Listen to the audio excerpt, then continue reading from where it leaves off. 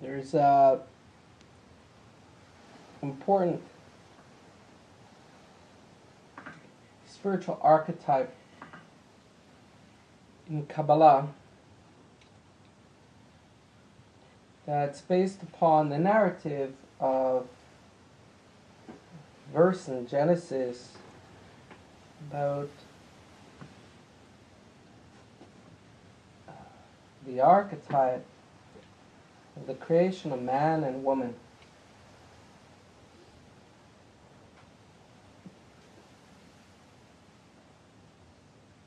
Initially, the verse relates, this is very misunderstood actually. Many people believe that the woman was formed out of the man, but that's not what the verse actually says. The woman was not created out of man in the literal sense, not out of the masculine. It's not what the verse says. The verse says, Zachar unekeva bara osam. In this archetype of the Bible, Adam Harishon, primordial man, this spiritual construct, this energetic construct, Zachar unekeva bara otam. The Creator fashioned it, male and female, them, as a single entity. Popular culture, they focus very differently. Perhaps because the culture wanted women to play a certain role.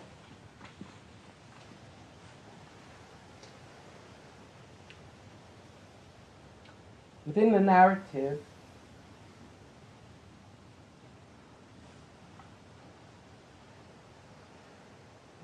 Adam Harishon, this consciousness, this energetic consciousness, is told there's a garden of trees.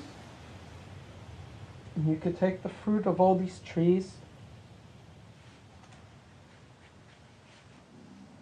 but the tree of knowledge of good and evil, do not eat from that tree. Now you have to understand, within ancient times, they didn't have an understanding, a word for network.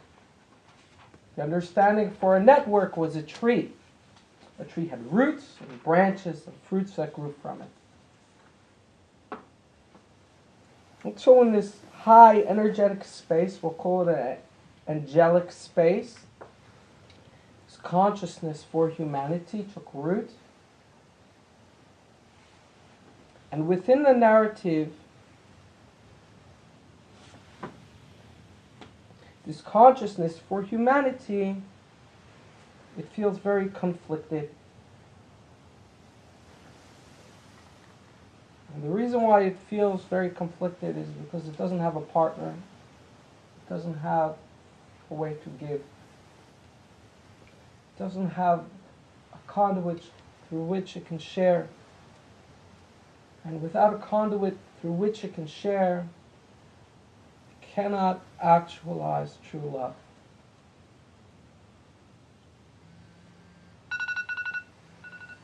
Now, understand this concept. The Kabbalists will say that the story of Adam is really a story of the greater Creator, as well as everything is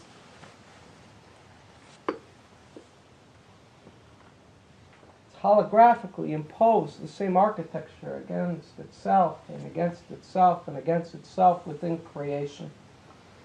And so we can extrapolate that if this was the architecture of primordial man itself reflected the architecture of overall creation.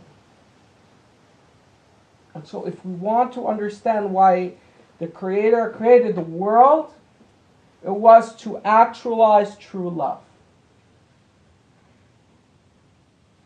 It had to split another. That's what it chose to do. It chose to realize true love.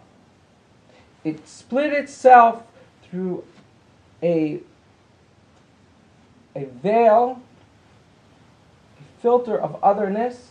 It split its light to divide consciousness, that consciousness could not be aware of its connectivity to self, to create greater variation, greater diversity, through which an energetic exchange, true love can be achieved. Unconditional love, lishma. That's the arc of creation. That's part of why we're all here. And so what happens is that in the narrative, every thought construct, every creation is brought before this primordial energetic consciousness of mankind and said, here, this could be a partner for you, give it a name. And according to the oral tradition, the energetic construct, it was not made out of or with the ayin, which is physicality, skin. It was made out of or with the aleph. That the creation was not, that the light was not broken into 70 facets of truth. That created the filter of externalities and superficialities and virtual. But the light was singularity, and within the singularity, within the singularity, that all was light on an energetic level, that the consciousness of mankind was able to look into the matrix of creation and see the very nature and intrinsic music of each thing, and it was unable to find for itself a partner. And it was saddened, it could not share intrinsically. And so within the narrative, the divine takes the consciousness of mankind and divides it in half and makes man and woman, masculine and the feminine. And within the spirituality in spiritual terms, anything that is realized is considered masculine. Anything that's latent and potential and shrouded in mystique, in greater mystique, is called spiritually feminine. And so this is the archetype of the architecture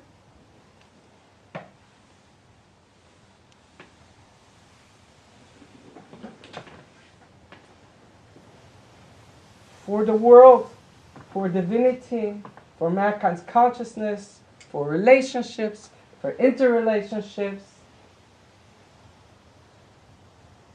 It's all cascading architecture, reflecting throughout, from within to throughout.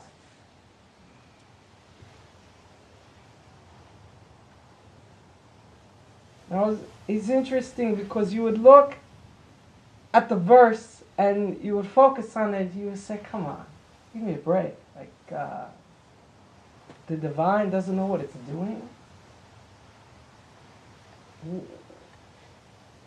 You know, one would think, that God doesn't use whiteout. And He knows how to create a world. What is this creating mankind, androgynous being, consciousness, and, go find yourself your partner, and he's utterly miserable.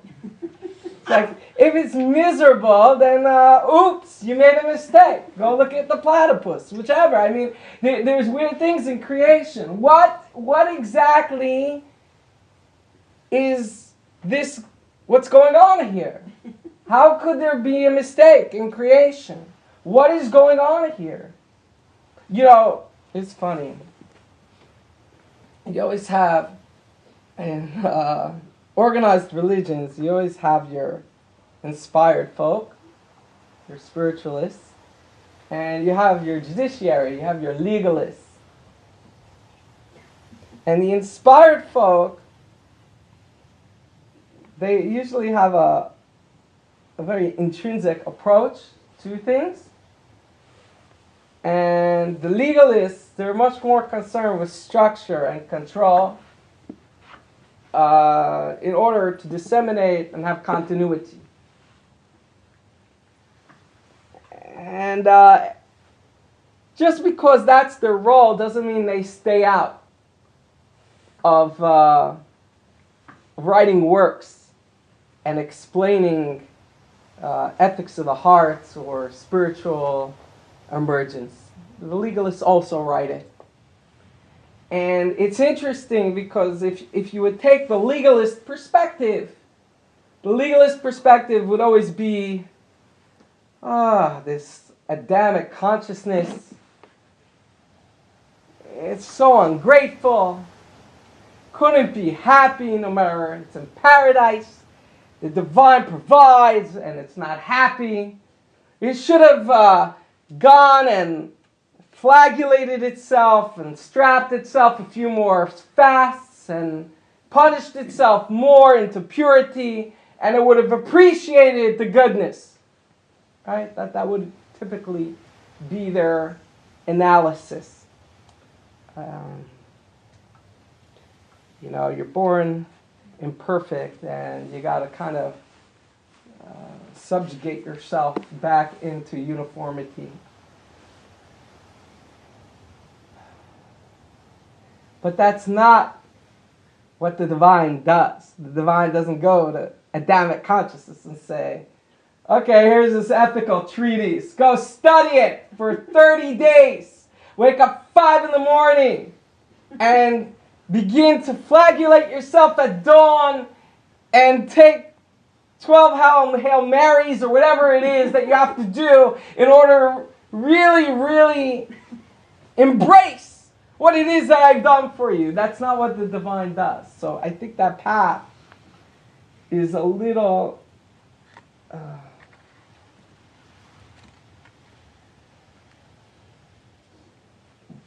it's done more damage than good. What the divine actually does is it says, you know what? You got a point here. We're going to separate you into equal parts so there can be synergy or counterbalance between the two of you. The word in the biblical narrative is ezo kenegdo. One to counterbalance the other. Explain the mystical sages. Ezo kenegdo. Either she could be against him or complementary to him. What is this? This is the difference between something in physics called stasis, where one power lodges another into some kind of norm, okay? Each one pushing each other from progress, versus synergy. Synergy is where each force empowers the other force towards greater propulsion. Stasis, on the other hand, is a jostling. One force meaning the other force. There's friction involved. And in friction, there's always a loss and dissipation of energy.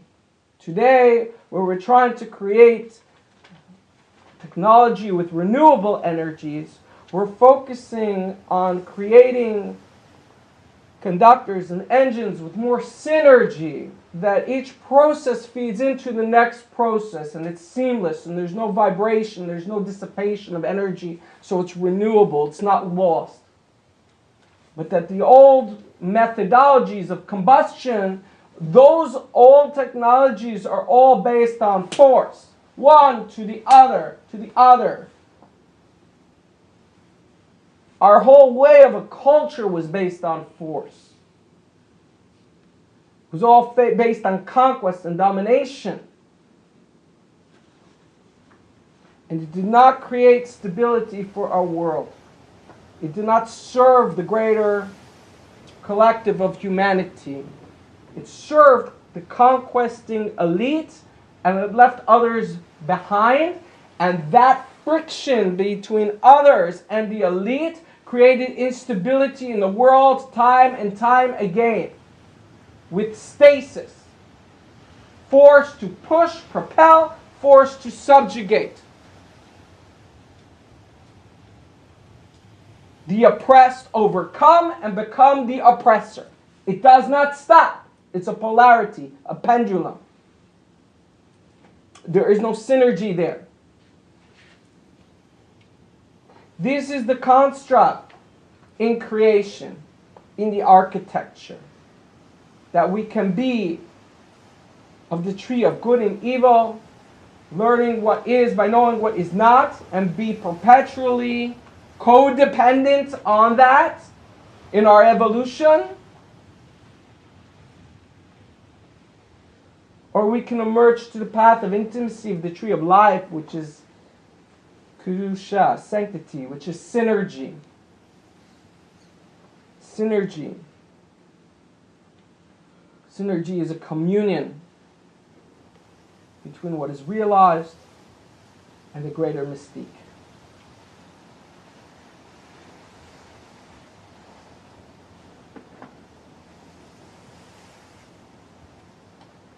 And so, the divine splits pre-Adamic consciousness energetically into the realized benevolence and the big shadow, the unrealized potential.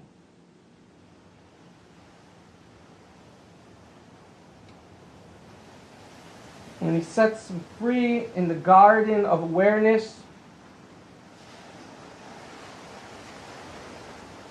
to make love, to find love.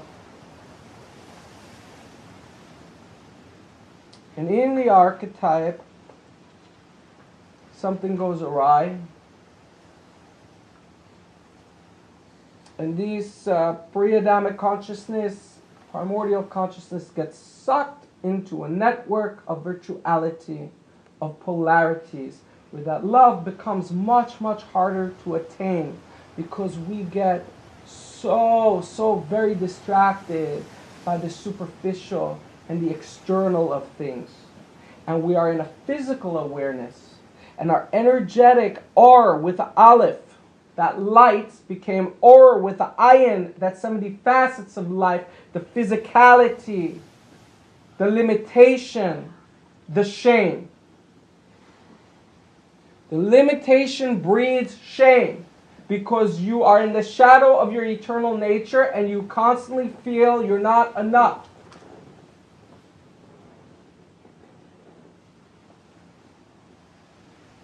So it's much harder to find that synergy in physicality. It's much harder. But when we do it in the construct of the diversity, in the construct of the static, our authenticity is far, far, far superior here. It's like a teacher that leaves the class to look through the window and see what is the true nature of each student. How do they act when they think I'm not watching? That is this world. It's a breeding ground for greater authenticity. The greater the authenticity, the greater the achievement of love when it is chosen to be shared. That is the point of existence.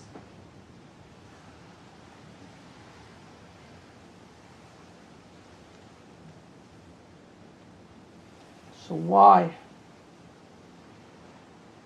Why did the Creator make this mistake, this error? Creator did not make a mistake and there was no error.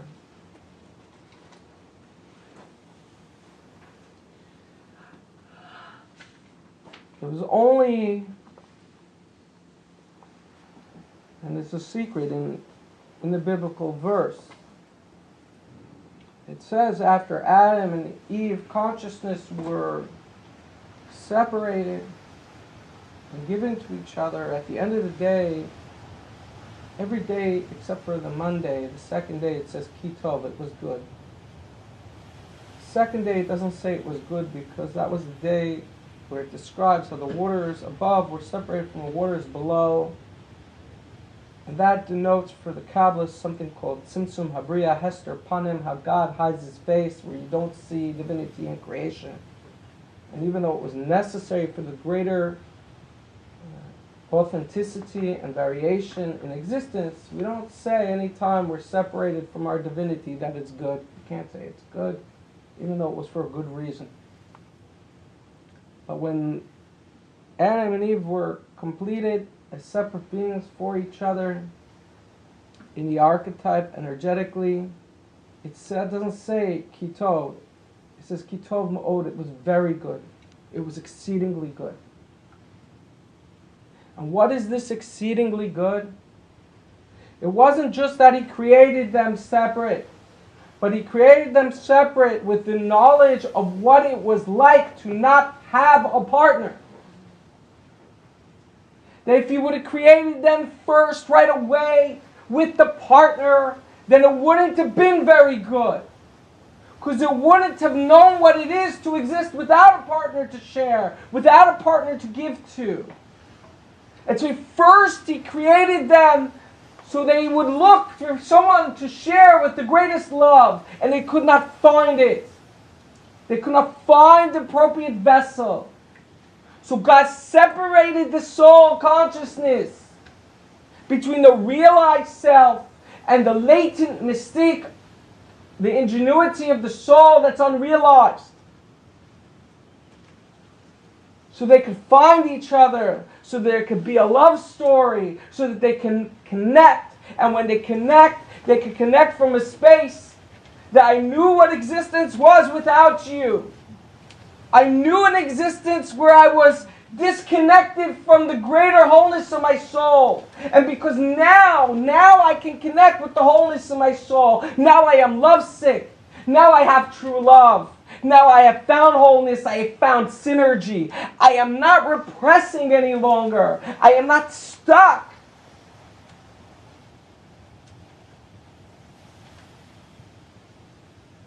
I am no longer locked in stasis through counterbalance of forces. I'm no longer repressing the shadow that's inside me, but I am discovering the greater emergence of divinity of all that I am from an eternal perspective, and it is so much love. And that love is sacred. It is synergy. That is true love. That is the soul. That is spiritual emergence. Without the connectivity to the synergy between the realized grace of the soul and the unrealized, the emergence, the love story of connecting to the unrealized aspects, without it, you are stuck in stasis. And when you are stuck in stasis, you are running from feats of delirium and escapism to surrendering in apathy to limitations and consequence. You run from one extreme to the next extreme. You get fatigued at one end, you go to delirium to the other. There is no synergy, just depleted, spilled energy. This is the human condition. Only through a loving re-embrace with the greater ingenuity of your eternal self will you find sanctity within. Will you see the eternal nature of your soul. Will you enter the confines of re-embrace for the greatest love story. And that is exceedingly good. That is the point of existence.